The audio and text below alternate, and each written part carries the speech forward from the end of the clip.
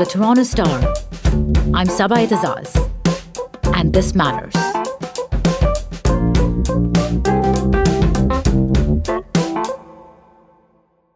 With or without COVID, when it comes to kids, here's something all parents know. You can't control everything.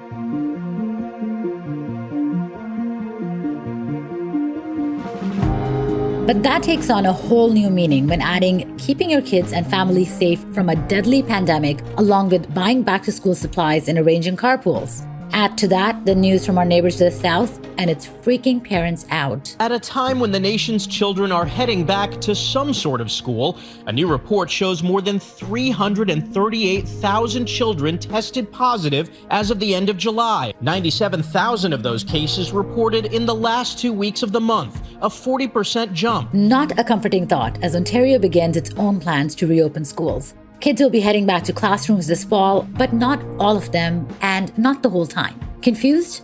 A lot of us are. As parents grapple with the back-to-school plan as they've never had to before, right in the middle of a pandemic that has upended schedules, jobs, and childcare as it is. So today's episode is for you, parents, and answering some of your burning questions and concerns. I'm going to be talking to the Star's reporter at the Queen's Park Bureau, Kristin Rushowy, who's also been one of our education reporters prior to that. And hopefully we can help address some of these issues so parents can make a decision on what comes next.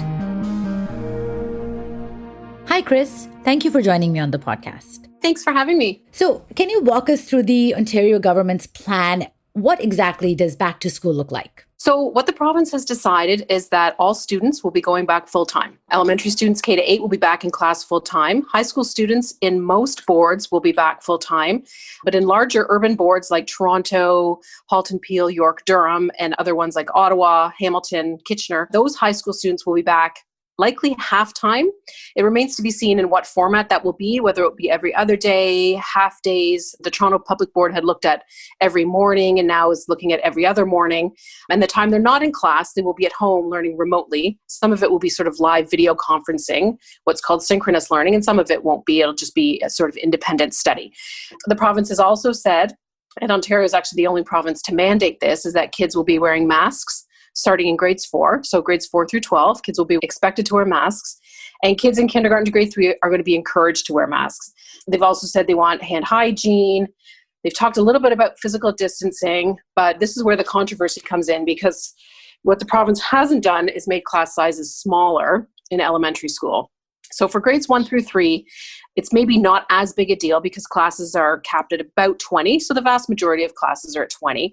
But kindergarten can go up to 30. Grades 4 to 8, the average is about almost 25. So those classes can also get pretty big, like up to 30. And that's where this plan has sort of hit the snag because people, parents, teachers don't feel comfortable with that class size. Right. I'm going to come back to that because that seems to be one of the burning questions that a lot of people have, and a lot of people have concerns about this. But first of all, how do parents need to prepare their kids for school? What are some of the rules that parents might need to help their kids with? Well, for younger kids, certainly, if parents wish, they could get their kids used to wearing masks because it's not required, but it is asked that they do, and maybe, help them learn how to put them on, how to take them off safely, maybe not to touch their faces while they have them on and not to adjust them, that kind of thing. And even for older elementary kids as well, maybe that's something they could be practicing. Kids do have to bring masks and wear them, but schools will supply them where necessary. The other thing is younger kids, for sure, they're not going to be able to be touching sort of the same toys or materials. They may be cohorted into smaller groups. That kind of remains to be seen, but that might be part of it. So sort of all these things that kids maybe already know, but just in a classroom setting might be a little bit more difficult, like the physical distancing, not getting too close to others at recess and lunchtime and that kind of thing. Definitely not sharing food. That's another thing that's going to be a no-no. Kids will eat at their desks and there will be no sharing of food. So back to school supplies are going to be a little bit changed this time around. You're talking about kids needing to bring in their masks. Are there any other supplies that parents should be sending them to school with, such as hand sanitizers or other things like that? Well, as a parent, I would say it's always a good idea to send them with hand sanitizer. My kids always have had it regardless. Schools are supposed to be supplying it. It should be. The Toronto Public Board's plan is to have it at every doorway, in every classroom, every room in a school. And certainly there's going to be enhanced hand hygiene routines where kids might be washing their hands several times a day. sometimes at transition times like recess or lunch, certainly after eating, right? They'll be washing their hands.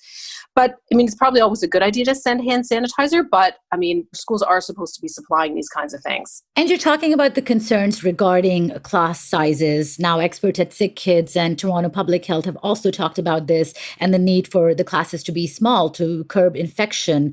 At the moment, the government has not talked about any plans other than to retain the usual class sizes for elementary students. Do you think this is worrying? And is there any strategy that you see being developed to address this? So it's interesting because the federal government also very quietly put out some guidelines, which my colleague Tess Kalinowski wrote about on the weekend. And the federal government as well says class sizes should be smaller. Nobody's really specifying what smaller means, but definitely smaller than they are. The Sick Kids report talked about other jurisdictions that looked at 10 to 15 students. 15 students is not the magic number, as some have said, but it's sort of what everybody kind of looks to as the average that they'd like to see. This is concerning for parents. It's certainly concerning for teachers. Also, we have to be realistic. With desks and everything in a classroom, can you have 20 kids? Probably not have them physically distanced. Sick Kids had said about 1 meter. I think most people feel comfortable with 2 meters. Certainly Toronto Public Health has said 2 meters is what they'd like to see. So that is definitely a growing concern. For schools, though, as they make classes smaller, they have to find extra room for these extra classes. That's where it's going to get tricky. They also need extra staff, and there's not enough funding for that at the moment. The Premier and the Education Minister have left the door open for more money, for more staffing. They've talked about $30 million for additional teachers. But if classes were to go down to 15, I don't think that would be enough. I think the Toronto Board alone was looking at $200 million if classes went down to 15 students. And has there been any conversation around utilizing alternative spaces for these classes, maybe holding them outdoors or finding other bigger spaces to deal with this class size situation? So this is something that's really interesting. 2 trustees in the Toronto Public Board and the Halton Public Board as well were both talking about, and probably about a month ago, talking about finding these additional spaces and trying to be creative. Could you use unused community space? In Halton, the chair said, why don't we use conservation areas? We have a ton of them out here. They're not being utilized during the day. I mean, those conversations have continued, but there's nothing sort of concrete. There are some Toronto teachers who have been looking at ways to hold classes outside. So they've gone outside and sort of plotted where they could have a classroom. They've looked at purchasing tents or some kind of cover in case it rains. Because I think realistically, kids could probably be out September, October, and maybe into November, depending on the weather here in Ontario. But as for something concrete and official, that's not happened as yet. And when we talk about physical distancing, doesn't that kind of start even before the kids reach the school? For those parents who are not able to drop their kids off and pick them up, will these same rules and physical distancing protocols be applied on buses, for instance? So busing is the big question, especially up north, because some kids spend, an hour and a half on the bus each way to and from school. How you physically distance on a bus is very difficult unless you cut the number of kids on the bus, which means you need more bus routes, which means you need more buses and bus drivers. Even in the city, there's a lot of kids who do take the bus to and from different programming within the Toronto Public Boards. So busing, I think, is going to be the one very tricky issue for boards, how they figure this out. They've talked about having siblings being able to sit together on a bus, which makes sense, and everybody every other seat. But of course, that raises the question, okay, well, we need extra buses, we need more bus drivers, and there's always a shortage of bus drivers no matter what. So this is something that boards are working on really hard right now to try and resolve. So for kids, what's a regular school day going to look like? It's going to be a little different, isn't it, in terms of recess and cleaning processes and even socializing with their peers? It will be really different. So in general, we're looking at things like signage in schools. So kids may only be able to walk one way down a certain hall, or it'll be marked on the floor which way they can walk. At recess, yes, they will be divided by class. In class, they may be cohorted into smaller groupings of kids to sit together. At lunchtime, they will be eating lunch in their classroom at their desk. There will be no sharing of food, as I mentioned. They may be dismissed early. The Toronto Public Board has been looking at ending the school day a little bit earlier. That's so that all teachers can have their prep time at the end of the day, which gives them a little bit of leeway in not needing to hire as many teachers. For high school students, it's going to be very different. Most boards are going with this quadmester, which is 2 courses at a time for roughly 2.5 months. So it means they're going to be in school for either alternating days or alternating half days or everyday half day. They cannot eat lunch at school. They can't use their lockers. There will be no sports. There may be clubs if there can be physical distancing. But again, it is not going to be the same experience. And how are schools going to be addressing the extra cleaning and maintenance requirements that have been mentioned, considering that there's already been a backlog on that front for a while, right? So this is something that certainly the CUPE, which is the union that represents caretakers, custodians, they've been saying, look, we need at least one additional caretaker per school, at least one, because a lot of the cleaning that you're looking at, it's going to be double the cleaning. Some schools don't even clean every room every day because of the lack of caretaking staff. So if you look at one caretaker per school, that's roughly 5,000 caretakers that you need. The province is looking at hiring about 1,300. So there's a bit of a gap there in what can be done. Boards are asking for more cleaning supplies. The province has provided funding for that. I don't know if it's enough. I think some boards are thinking it's not enough. There's also personal protective equipment and things like that that boards are saying they need more funds for. They will have to up the cleaning routines. The Toronto Public Board's looking at a couple of times a day where custodians are, cleaning high touch areas, doorknobs, light switches and things like that. The advice initially was to do deep cleaning one day a week, but I think that that's sort of gone by the wayside. It's thinking more that it just needs to be more regular, more thorough cleaning throughout the school day. And Ontario also mentioned hiring more public health nurses. How will that work out, and how do they plan to implement this? This is something that's really interesting. It's something that only Ontario is doing, as Premier Doug Ford likes to remind people. So this is 500 public health nurses who will be linked to schools. So if you look at 500 public health nurses with roughly 5,000 schools, one for every 10 schools, they will be helping with COVID cases, COVID recognition, that kind of thing. They're also going to be doing some targeted testing, COVID testing in high schools. The province is looking at doing random testing of kids just to see if there are any asymptomatic cases or how many cases there are. So the nurses will be helping with that as well. But Ontario is the only jurisdiction doing this. And in general terms, if there's an outbreak at a school, what would a logical response to that look like? For example, if in a class of young students, if one teacher or one kid gets a confirmed diagnosis, what's going to happen next? So the protocols right now, and I'm sure subject to change, but what they're looking at right now is any close contacts would be asked to quarantine. If it's kindergarten class and maybe the kids have all been running around together, maybe the whole class is quarantined. And that would be obviously for the 14 days. What Sick Kids has said, and other boards have also said, is that they don't want to be in a situation where they're shutting down schools because of one case of COVID or even two cases of COVID. I mean, unless it's widespread in a school, that's something that they're going to try and avoid having to do because they do see the importance of having kids in the school. So in general, it will be either the child and the close contacts or a class that would be in quarantine if that happens. But the rest of the school would continue functioning? Yes, as long as there's not a wider outbreak, that is something they do want to avoid. And do they plan to have regular daily tests happening at these schools as well? Right now, they don't. The only testing that's planned is, as I mentioned, with the public health nurses, and that will be at the high school level. I mean, it's thought that teens transmit as much as adults do, and that younger kids generally transmit less. There may be sort of conflicting evidence on that at the moment, but that's the thinking right now. So they will be doing some random testing of high school students as the school year progresses. So you're talking about some of the students being dismissed early or there being alternative school routines. Meanwhile, a lot of parents have been able to function in their jobs by dropping their kids off at after school or before school programs and then picking them up after it ends in line with their work schedule. So will there be anything for before and after school programs? Will they continue to function? Has there been any talk about that? Yes, and the Toronto Board in particular, where there are a lot of before and after school programs, they are proceeding with those programs because they do recognize, and the whole thing with getting kids back to school full time was a recognition that parents need to work, whether they're working from home or going into the office, right? They do need alone time to get that done without their kids, yelling and screaming in the background, or without having to help their kids with online learning. So that's part of the recognition of that. So before and after school programs will restart. The space might be an issue depending on ratios and things like that, but that's something that certainly the Toronto Board is looking at reinstating as is. And any measures or recommendations to help children who have special needs under these circumstances? So that's the one thing that the province came out quite early on and said, look, special needs children, anybody with any special education requirements, they can go to school daily. And that is the plan for all boards, as far as I know, that there will be a daily program for them. The staff will be there and they will continue with that program throughout the year. Unless, of course, there is an outbreak or another surge in cases, they are expected to be there every day. We've seen that a lot of people's primary source of childcare during this pandemic, especially if they've had to work, has been grandparents, who are the most vulnerable group. So in this scenario, if a child is sent home with the slightest indication of even sniffles, because at this point it would be too risky to try and differentiate between COVID symptoms or a common cold. A lot of parents are worried about how they would be able to manage their childcare plans if that happens, because now they can't expose their grandparents if kids are more actively in school. So where does that leave them? Are the dynamics of that social bubble now going to change? This is the thing that I'm wondering too, because if you think about it, when you get maybe around the Christmas holidays, just before and just after in January, and everybody comes back and everybody has the sniffles, how are you going to be able to tell the difference between the flu and COVID? And does it mean that a lot of kids are just going to have to stay home, and are they going to have to stay home for 2 weeks?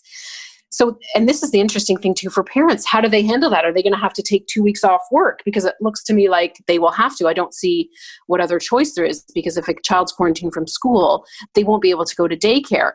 So, I mean, without a vaccine, I think that is just going to be the reality for parents, that if their child is sick, if they're quarantined, the parents will have to stay home with them. And we're talking about certain precautionary distinctions that are there between older and younger kids, including the mandatory mask policy. I would imagine it will be harder to get younger kids to develop those kinds of preventive habits, to wash their hands regularly, to cover their faces when they're coughing or sneezing. And many are saying the challenge is going to be those kids that are in contact with each other and, in close quarters. Do you think there's concerns that this is going to drive the transmission as schools reopen? Well, certainly if you speak to teachers' unions, they have asked that all kids be required to wear masks, even the younger kids, the primary kids from kindergarten to grade 3.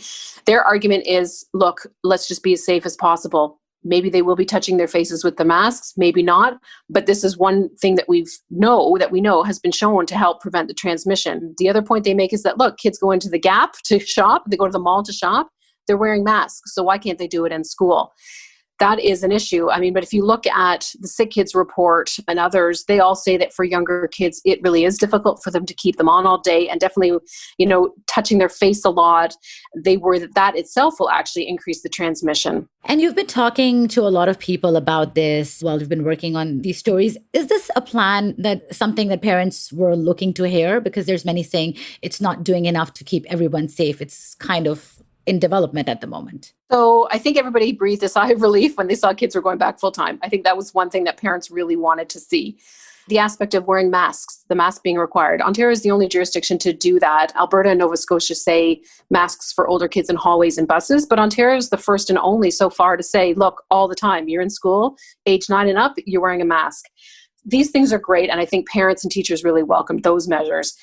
It's the class sizes that I think has really tripped the government up on this. It's one thing when the students are grades 4 to 8, when the classes get really big, and the kindergarten classes, that's the one thing that you've started to hear from parents. The other issue you hear from parents, especially in Toronto, is about ventilation, because that's also seen as key. And there's a lot of old schools in Toronto, and a lot of them have really bad ventilation systems. A lot of the windows have limiters on them, which means you can't open the window fully. I was in on a board meeting last week with the Toronto District School Board, and their facilities head said, look, if we wanted to improve the heating systems, the ventilation systems in all the schools, first of all, it would cost about $750,000 to $1 million per school. And he said, we also don't have the time, because you need the lead time to figure out what work needs to be done, who needs to be hired. He said, we couldn't even do it till next summer. So they're looking at alternatives there, but what those are, I don't know. So at this point, with so many shifting circumstances, do parents have a choice or an alternative if they don't want to send their kids back to school? And teachers are also going to have to decide what their risk tolerance is, right? Yes. So the promise is said from the get-go, look, if you don't feel comfortable sending your child to school, we will provide a remote learning option, right? Online learning. They can do that from home. That's always been an option. You can do it full-time. I don't think you can do it part-time, but you do have to let the boards know. Most boards are sending out surveys starting today, asking parents for their preference. They have given parents a warning, however, that if you start out remote and you want to switch back to in-class learning, you may be put on a wait list depending on the class size, if they're trying to control the class size. For teachers as well, the Premier has been very clear. He said, look, if you are vulnerable, you have a compromised immune system, you can also opt not to come into the classroom. And I think what boards are looking at in that case is having those teachers do some of the online learning for students so that they can remain safely at home. Right. Thank you so much for your time, Chris. This has been great as always. Oh, thank you. Chris has been answering your questions live on our website as well. So if you want to know more about this, head to star.com/school reopening. That's it for today. Thanks so much for listening. This Matters is hosted and produced by me, Saba Eitizaz, Adrian Chung, and Raju Mutter. Produced and mixed by Sean Pattenden, and our director of programming is JP Fozo. Our show theme music is by So Called, and our episode music is by Mike DeAngelis. We want to hear what stories matter to you. Please send us comments, questions, or ideas to thismatters@thestar.ca. Please consider supporting the journalism the Toronto Star newsroom does at thestar.com. And don't forget to subscribe to This Matters on Apple Podcasts, Spotify, or wherever you listen to your favorite podcasts. Let's talk soon.